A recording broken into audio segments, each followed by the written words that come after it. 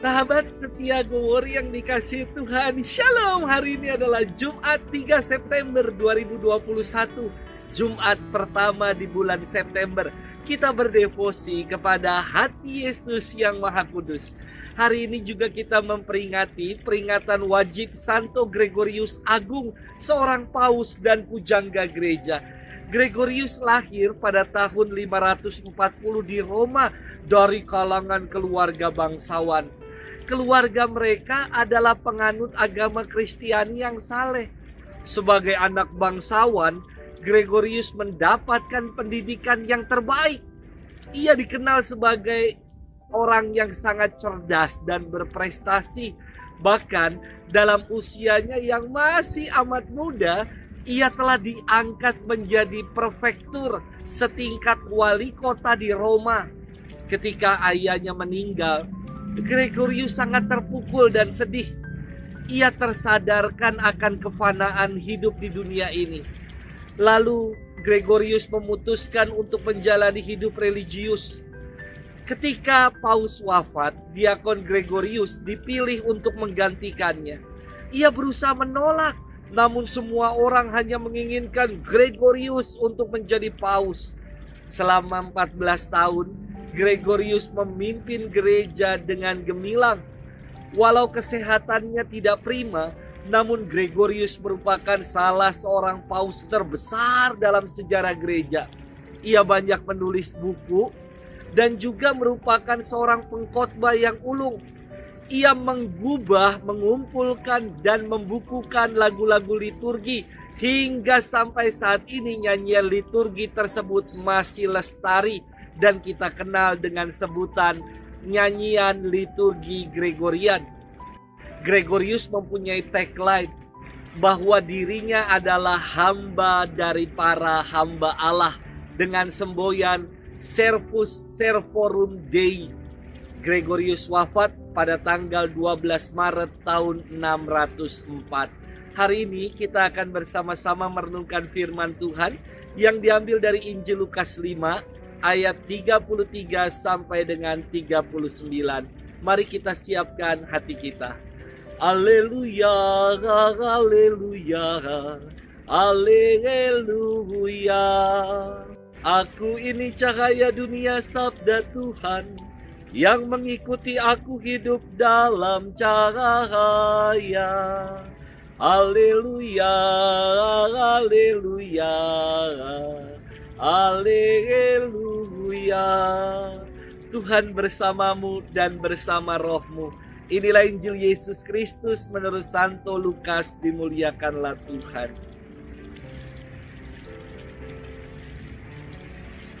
Sekali peristiwa, orang-orang Farisi dan ahli-ahli Taurat berkata kepada Yesus, "Murid-murid Yohanes sering berpuasa dan sembahyang, demikian pula murid-murid orang Farisi. Tetapi murid-muridmu makan dan minum."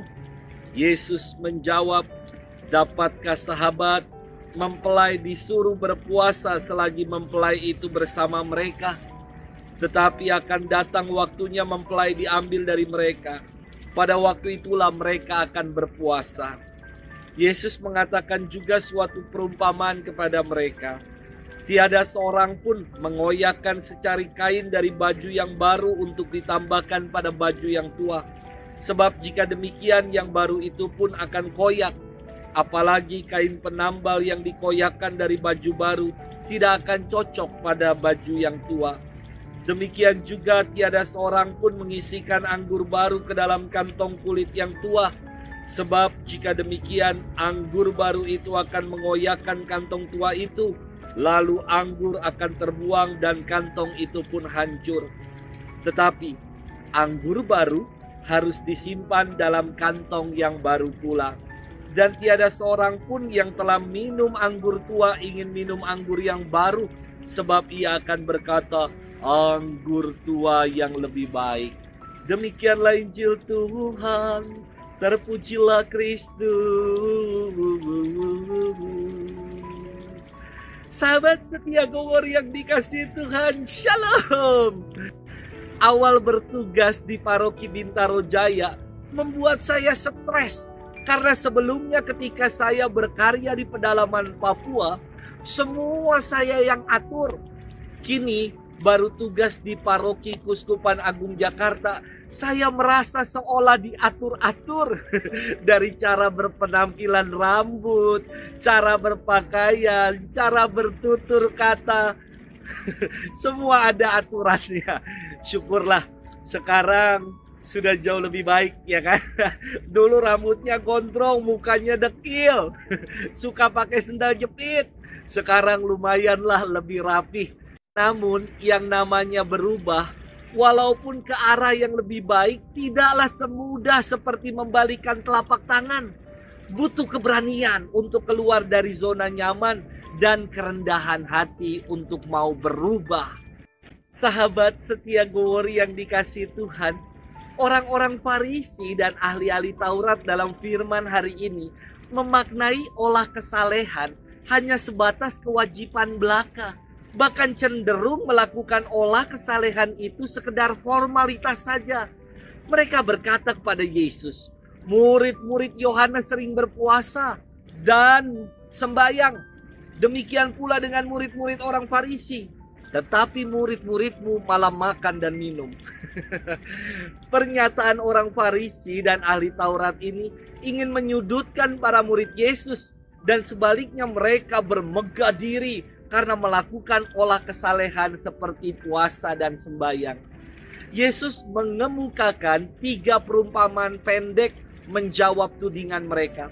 Ketiga perumpamaan ini ingin mengatakan bahwa dirinya datang untuk membawa ajaran baru, hukum baru dan semangat yang baru. Namun orang banyak tidak mau menerimanya. Mereka tidak mau berubah untuk berbuah. Dan mereka bersikeras dengan logika konservatifnya. Hati yang tertutup rapat inilah yang membuat mereka menjadikan olah kesalehan sebagai tontonan dan bukan sebagai jalan atau sarana untuk lebih dekat dengan Tuhan. Yesus menawarkan anggur baru. Yesus menawarkan pakaian baru. Mempelai ada bersama-sama dengan mereka. Namun mereka selalu mengatakan anggur tua lebih baik. Sahabat setia Gowori yang dikasihi Tuhan, puasa, sembahyang, juga segala olah kesalehan lainnya merupakan sarana untuk kita semakin mengalami kasih Tuhan. Yesus mengajak kita untuk membuka hati agar menjadi pribadi yang mau diperbaharui. Tidak mudah untuk berubah. Butuh kehendak kuat, butuh keberanian dan kerendahan hati. Sudahkah kita mau diubah untuk menjadi pribadi yang semakin baik lagi? Tuhan memberkati kita selalu dalam nama Bapa dan Putra dan Roh Kudus. Amin.